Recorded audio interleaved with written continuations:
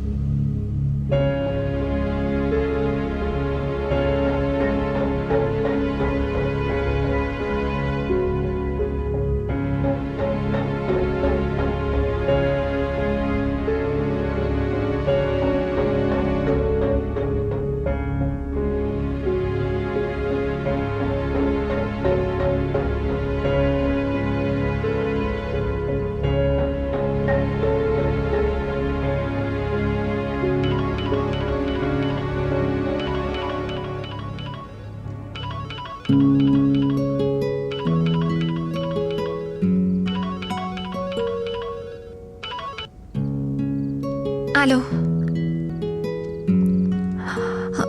الان میام.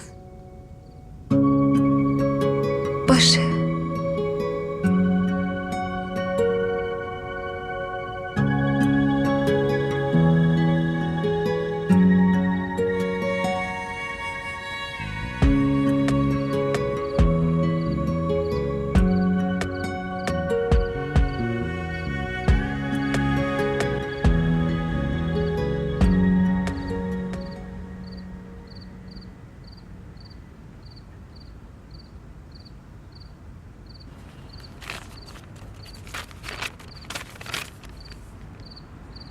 این چیه؟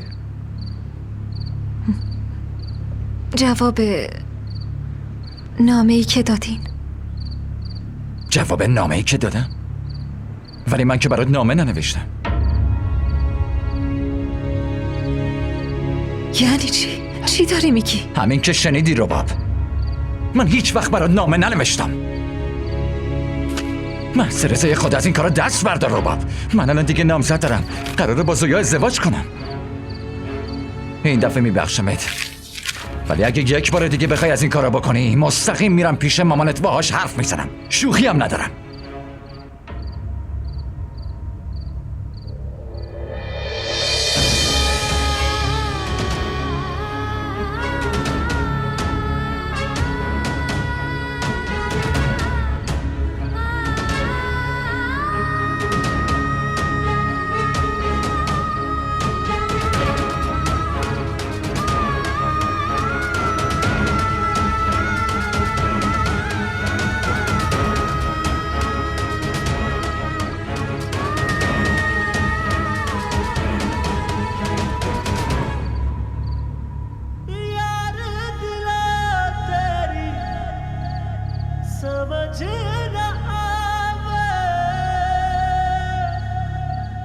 इश्क दुहाइयां पाना है जिस लाया तन रोग शकदा मुड़ ओसे वल जाना है। चोट पड़ी और ठेस लगी, एक चोट पड़ी और ठेस लगी, मेरे सोने पिया मैं हार गई, तेरे प्यार की छाया रूठ गई, मैं धूप चली मन वार गई, मन वार गई। तेरे बिन जीना नहीं मेरी जान, मैं तेरे बिन जीना नहीं, राजड़ा साजड़ा बेलिया।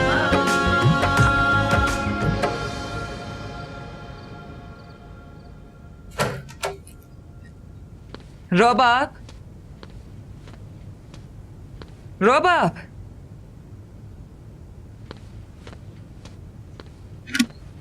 رباب رباب رباب رباب رباب چشاتو باز کن عزیزم، چشاتو باز کن. رباب، رباب پاشو عزیزم. رباب، رباب.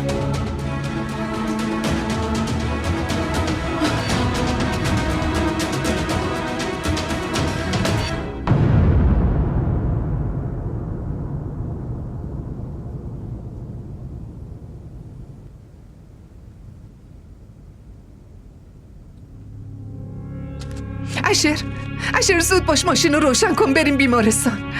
مگه چی شده؟ رباب قرص خورده، خودکشی کرده. چی؟ حالا چرا وایستادی؟ برو ماشین رو روشن کن. باشه بریم.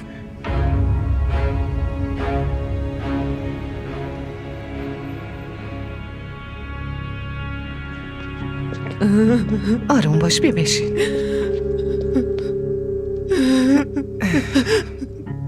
این چه بلایی بود سرم اومد. دعا کن، خدا خودش کمک میکنه. اگه بچم یه وقت چیزیش بشه من هیچ وقت خودم رو نمیبخشم. من که فکر میکردم تموم آسایش دنیا رو براش فراهم کردم. مگه من تو زندگیش چی کم گذاشتم که دست به همچین کاری زده؟ فقط امیدت باید به خدا باشه. همه چی به دست اونه. حتما کمکمون میکنه.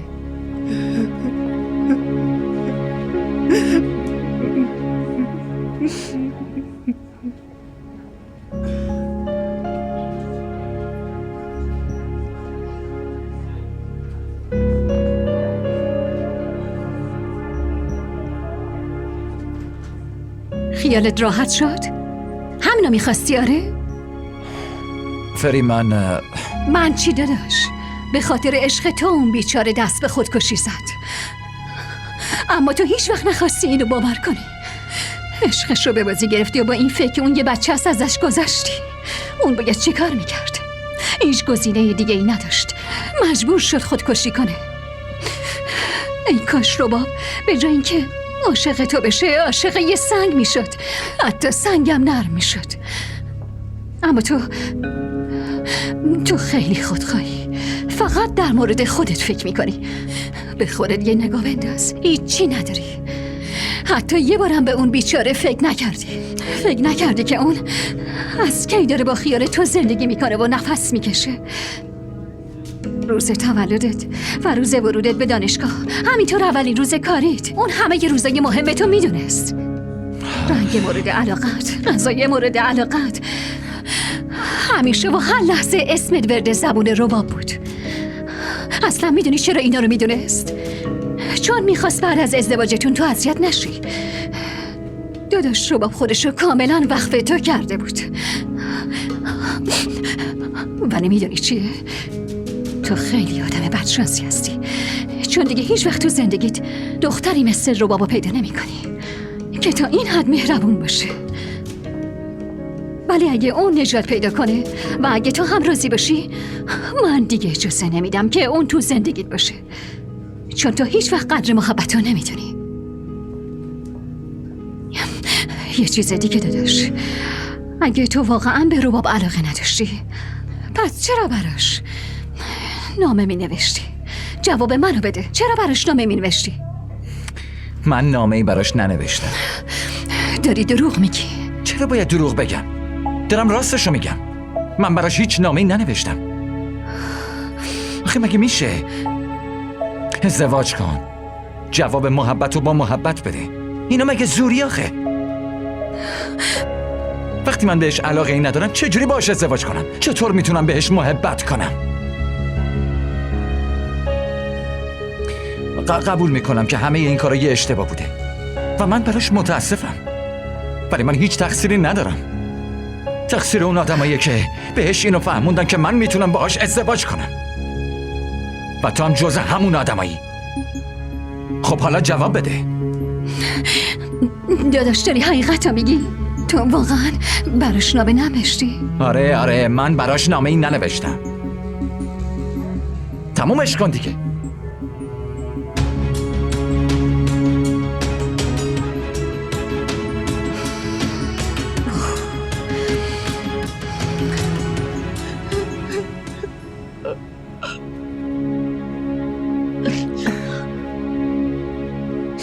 زهرا بیا بشین عزیزم.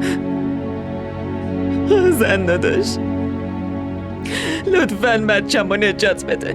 اون به حرفای شما گوش میده، به حرفتون ارزش قائله. اگه شما بگین حتما نجات پیدا میکنه و برمیگرده. لطفاً نجاتش بدین.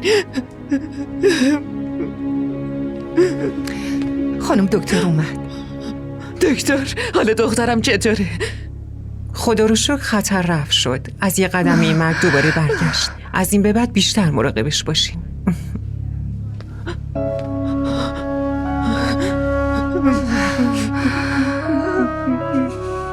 خدا رو شکر.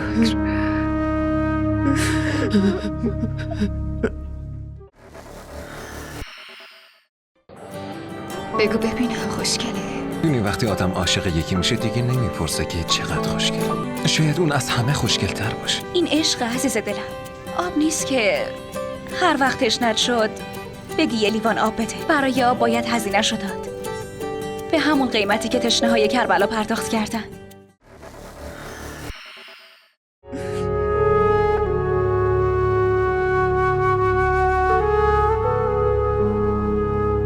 الو. اینقدر از نام زدیم و خوشحالی که اصلا شرکت نیومدی؟ نه، تو خونه یه مشکلی پیش اومده، ببخشید. خیر باشه، چی شده؟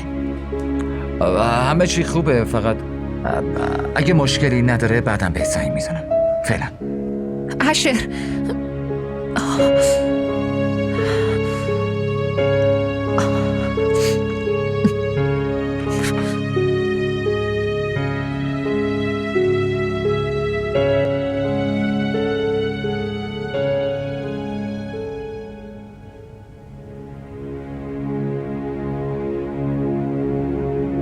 حداقل برای یه لحظه به مامانت فکر میکردی.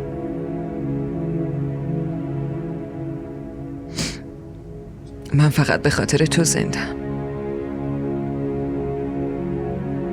به خاطر تو نفس میکشم.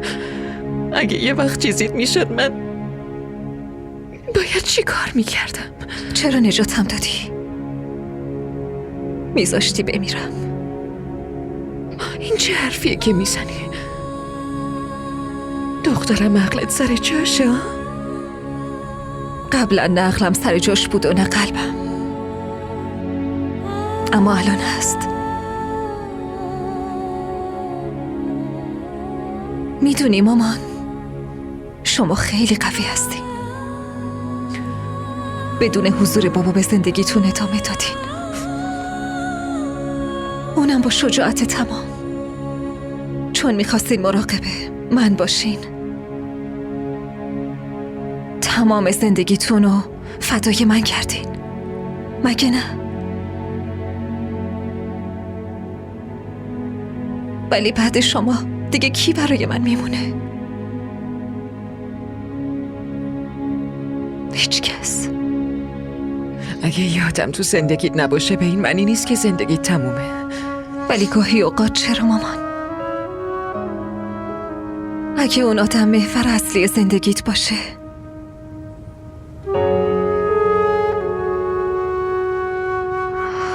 میشه دلیل زندگیت. اون وقته که زندگی تموم میشه شما بگین، اگه من میمردم و الان دیگه نبودم، شما دلیلی برای زندگی کردن داشتین؟ تو این چیزا رو میدونی اون وقت میخواستی مامان تو ول کنی؟ آره، چون من دیگه دلیلی برای زندگی ندارم. هیچ دلیلی. این چه حرفیه که میزنی؟ تو یه زندگی طولانی رو پیش رو داری؟ گزینه‌های زیادی برات پیدا میشه عزیزم.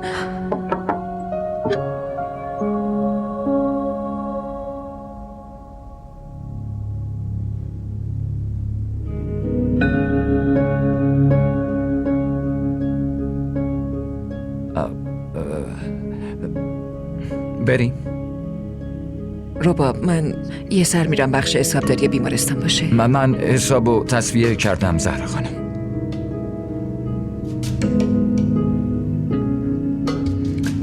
مامان، پول ایشونو بهشون برگردونین. من به لطف کسی نیاز ندارم.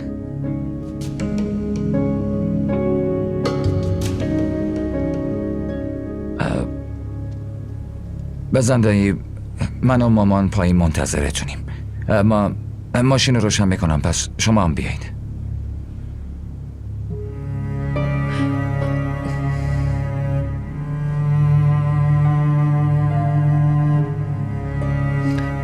تو برو، ما خودمون با تاکسی میاییم. تاکسی؟ آخه با این حالش چطور میخواد بیاد؟ نیازی نیست نگرانش باشی.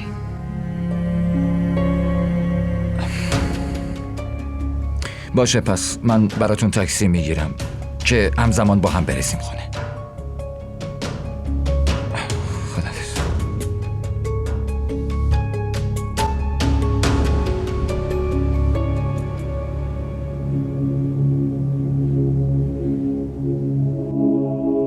این چیه؟ جواب نامه‌ای که دادین. جواب نامه‌ای که دادم؟ اما من هیچ نامه‌ای برات ننوشتم. یعنی چی؟ چی داری میگی؟ همین که شنیدی رباب. من هیچ وقت برات نامه ننوشتم. محض رضای خود از این کارا دست بردار رباب. من الان دیگه نامزد دارم، قراره با زویا ازدواج کنم. این دفعه میبخشمت، ولی اگه یک بار دیگه بخوای از این کارا بکنی مستقیم میرم پیش مامانت، باهاش حرف میزنم. شوخی هم ندارم.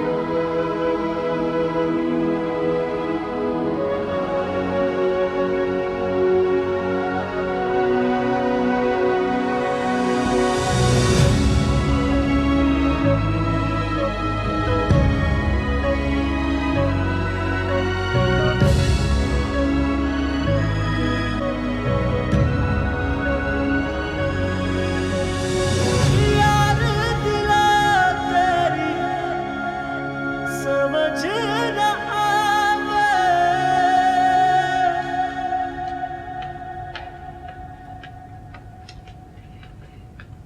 ما را در شبکه‌های اجتماعی دنبال کنید. زهرا،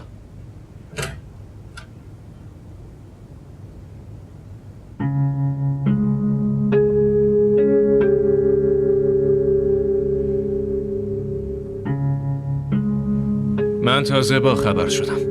الان حالش چطوره؟ بهتره. میتونم ببینمش؟ لطفاً جلومو نگیر.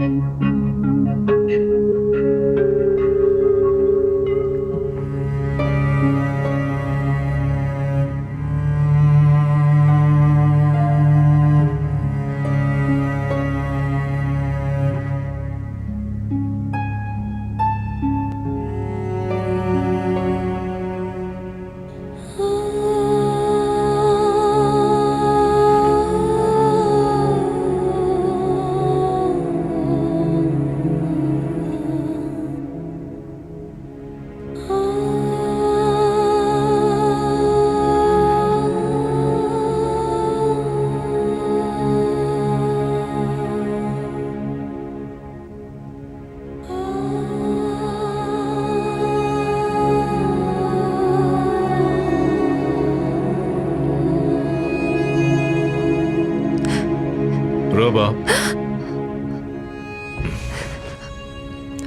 دیگه کافیه عزیزم. امیدتو از دست نده. مایوس نباش. تو دنیا هیچ کس نیست که به تمام خواسته هاش برسه. و از همه مهمتر این که به عنوان یه مسلمون باید اینو خوب بدونیم. خدا همون کاریو برامون میکنه که به خیر و صلاحمون باشه و باید همین هم دعا کنیم که هرچی میشه به خیر و صلاحمون باشه. مگه نه؟ خدای بزرگ خیلی مهربونه. اون نمیخواد بنده هاش تو سختی و مشکلات باشن.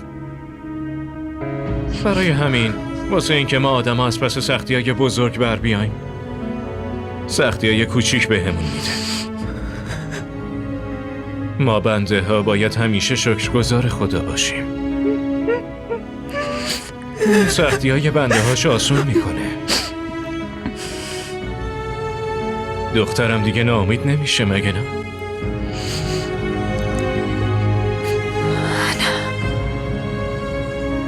عزیزم هر چیزی که توی دلت هست میتونی به من بگی. حداقل به مامانت بگو. چهره زهرا رو دیدی؟ انگار که اون مرده و زنده شده، نه تو. من همین که خبر رو شنیدم در جا خشکم زد. و اگه بازم همچین فکری به سرت زد قبلش ما دوتا رو بکش، چون که بدون تو دیگه دلیلی برای زندگی نداریم.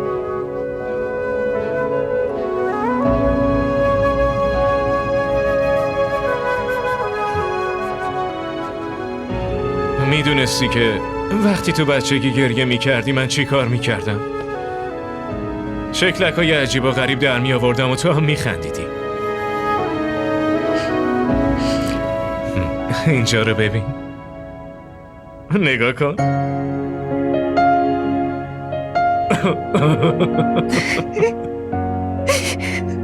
بابا دختر عزیزم همیشه همینطوری بخند.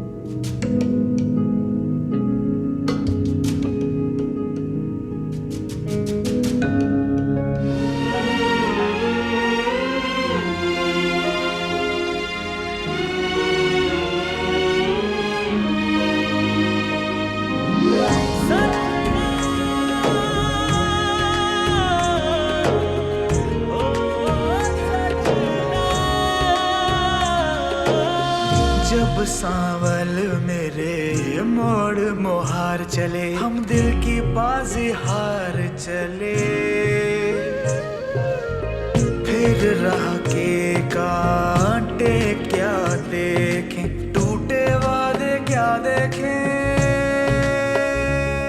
तू रांझा तख्त हजारे दा जिन वक्त मिला खसारे दा मैं सस्सी चोल सतान सही दिल हार गई सावार مامان و فری به این خیال خوشن که ما میتونیم با هم ازدواج کنیم، اما من بهت رک و پوسکنده میگم هیچ وقت این اتفاق نمیافته. ما با هم ازدواج نمیکنیم.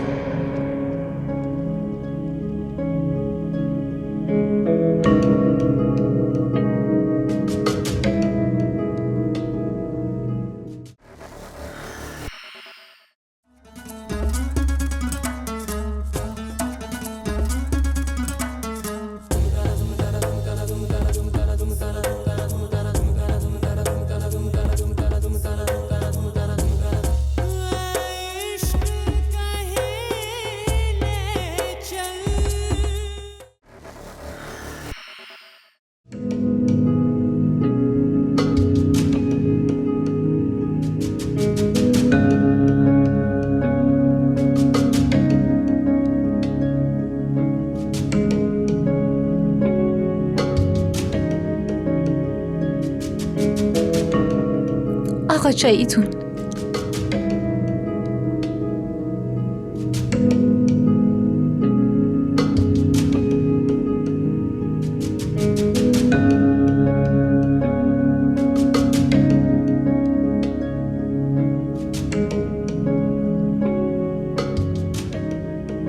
رباب چطوره؟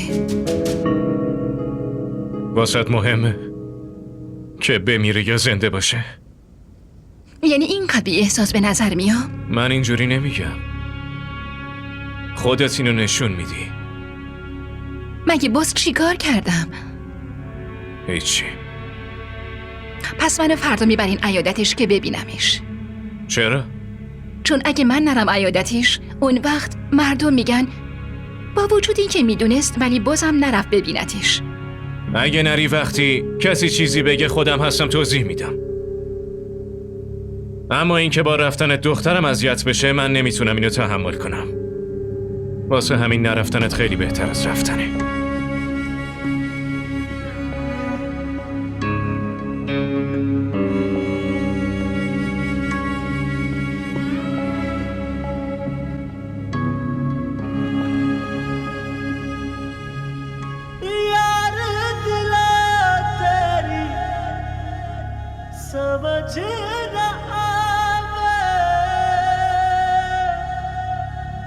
इश्क दुहाइयां पाना है जिस लाया तन रोग शकदा मुड़ ओसे वल जाना है।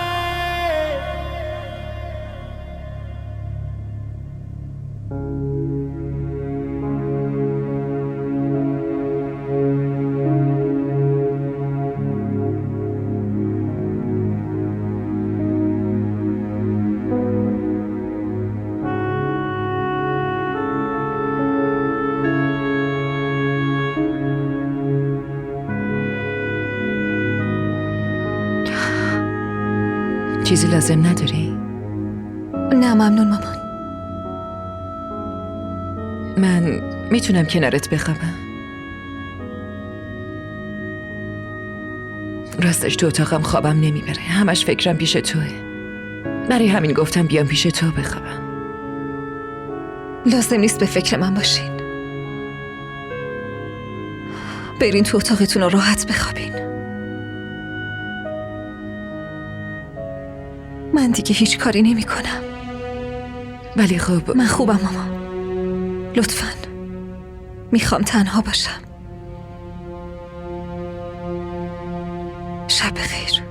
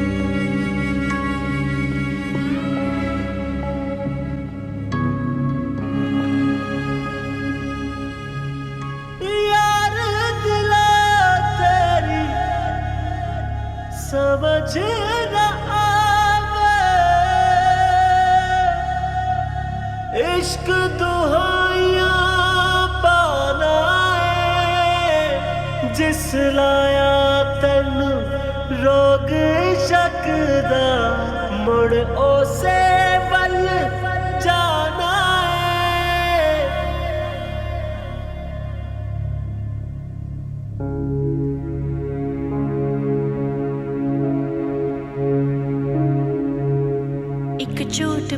और ठेस लगी एक चोट पड़ी और ठेस लगी मेरे सोने पिया मैं हार गई तेरे प्यार की छाया रूठ गई मैं धूप चली मनवार गई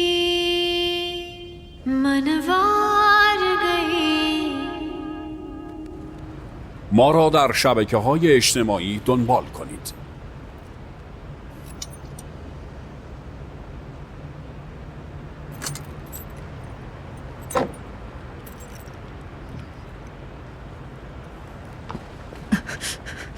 اشر، مگه من چه اشتباهی ازم سر زده که اینجوری بی‌محلی میکنی؟ حتی جواب تلفنم هم نمیدی. زویا چیزی نیست لطفاً. پس بهم بگو چی شده؟ اصلا میدونی که از دیروز تا الان چقدر باهات تماس گرفتم؟ ببخشید زویا، تو خونه یه سری مشکلات پیش اومده بود که باید. چه مشکلی؟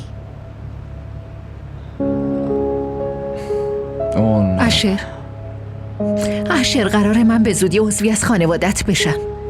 مگه چه مشکلیه که نمیتونی بهم بگی؟ راستش حال رباب خوب نبود، منم مجبور شدم که با خانواده ببرمش بیمارستان. آها، الان حالش چطوره؟ الان بهتره.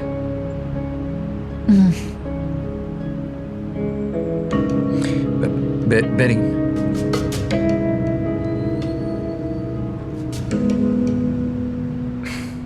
بیا دیگه زویا.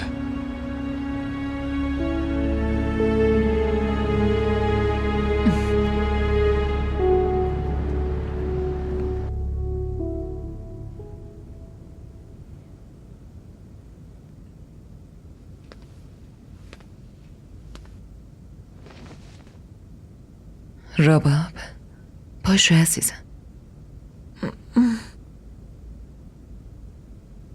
پاشو صبحانه بخور. ساعت چنده مامان؟ ساعت 11 است.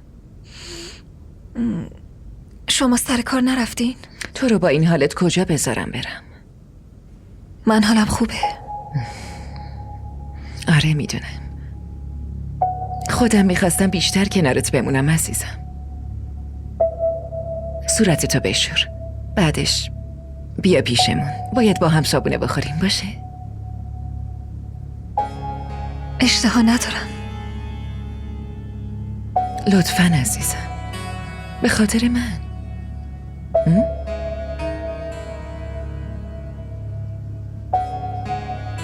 باشه.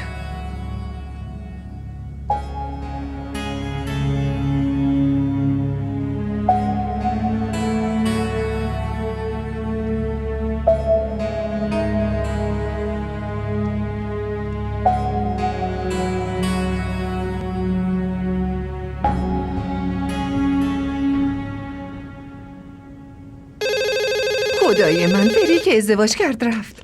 همه کارا رو باید خودم بکنم. الو؟ سلام علیکم. علیکم سلام. شما؟ من ثروت هستم، مامان زویا. آهان، شما. حالتون چطوره؟ من خوبم، شما چطوری؟ خدا رو شکر، منم خوبم. امرتون رو بفرمایید. راستش من و بابای زویا قصد داریم شما رو برای شام دعوت کنیم. به همین بهونه تاریخ عروسی هم مشخص کنیم. راستشو بخواین الان که نمیتونیم بیایم. عروسی هم باید یه چند ماهی عقب بندازیم. چی شده؟ اتفاقی افتاده؟ اون روز که آقا سجاد میگفتن تو همین ماه جشن عروسی رو میگیریم. آره ایشون گفتن، ولی در حال حاضر کمی اوضاع خونمون خوب نیست. خیر باشه، چیزی شده؟ شما که میدونین زندادشم طبقه بالا زندگی میکنه. دخترش میخواست خودکشی کنه. اون اصلا حالش خوب نیست و بیمارستان بستریه و مام که همش تو رفت و آمده. برای همین فعلا اومدنمون ممکن نیست.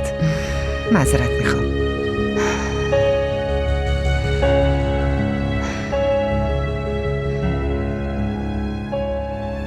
خودکشی؟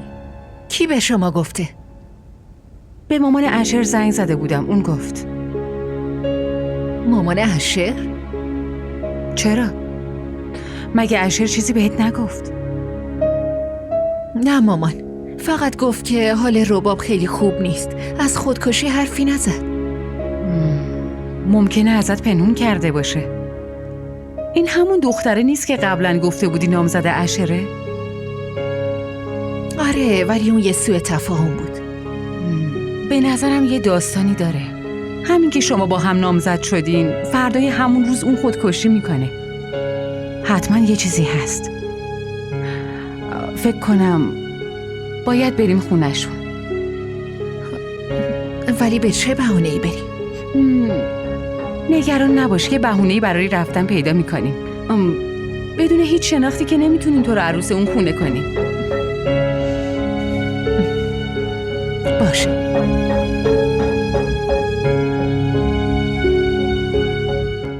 رباب عزیزم، اول از همه برای دیر جواب دادن معذرت میخوام. من میدونم که بی‌صبرانه منتظر نامم بودی. حتی شاید به این فکر کردی که هنوز نامت به دستم رسیده یا نه. هر بار جلوی در به انتظار نشسته باشی که الان ممکنه پستچی نامه منو بیاره و بعد ناامید دوباره برگشتی، منو آزار میده. شاید به اینم فکر کرده باشی که نکنه از حرفت ناراحت شده باشه. اینو بدون، من هیچ وقت از حرفت ناامید نمیشم، ناراحتم نمیشم. شاید خیلی منتظر بودی، اما واقعیت اینه که بعد از این همه انتظار شاید با باز کردن این نامه خیلی خوشحال نشده باشی. با خودت بگی که باز یه نامه دیگه فرستاده و نخواسته که رو در رو همو ببینیم. هیچی نمیگه، ابراز علاقه نمیکنه و با نگاه‌های عاشقانه منو نمیبینه. اما چرا به نامه نوشتن ادامه میده؟ همینطوره نه؟ ببین، من حرف دلتو شنیدم و این رابطمون هیچ وقت تموم نمیشه. اما رو در رو دیدنمون خیلی سخته.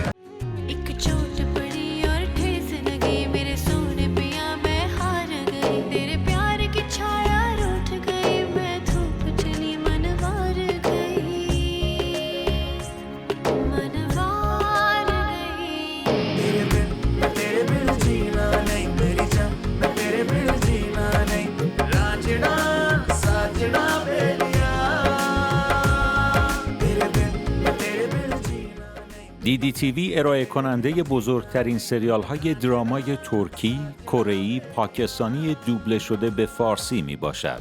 لطفاً سابسکرایب کنید و عضوی از خانواده ما شوید.